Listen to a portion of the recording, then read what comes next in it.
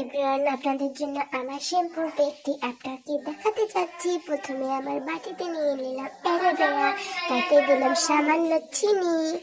এর মধ্যে আমি মিক্সড করে নিব, এখন ফেটিয়ে নিব। তার মধ্যে সামান্য শ্যাম্পু, যেটা আমাদের মাস্ট বি লাগবে। তো শ্যাম্পুটা দেওয়ার পর আমি এটাকে ব্লেন্ড করে নিব।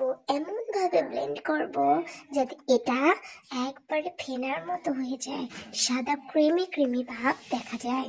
আপনারা দেখতে থাকুন। এমন ভাবে শ্যাম্পুটাকে ঝাঁকানা করে আমি কষতে কষতে ব্লেন্ড করে ফেলবো, যাতে আপনাদের সামনে একবারে ফেনা ফেনা ভাবটা আসে।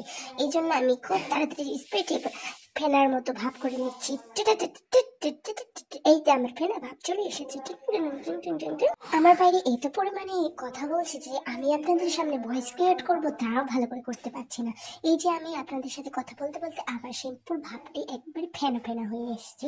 আর এই শ্যাম্পু যদি আপনার মাথায় একবার দেন, আপনার চুল সিল্কি দারুণ ঝলমলে একবারে হয়ে যাবে। আপনার চুল যদি রুক্ষ হয়ে থাকে, আপনারা অবশ্যই এই চুলটা ব্যবহার করতে পারেন এই শ্যাম্পুটি, যার ফলে আপনাদের চুল পড়া একদমই বন্ধ হয়ে যাবে। দেখুন আমার এটা খুব সাদা একবারে ঘন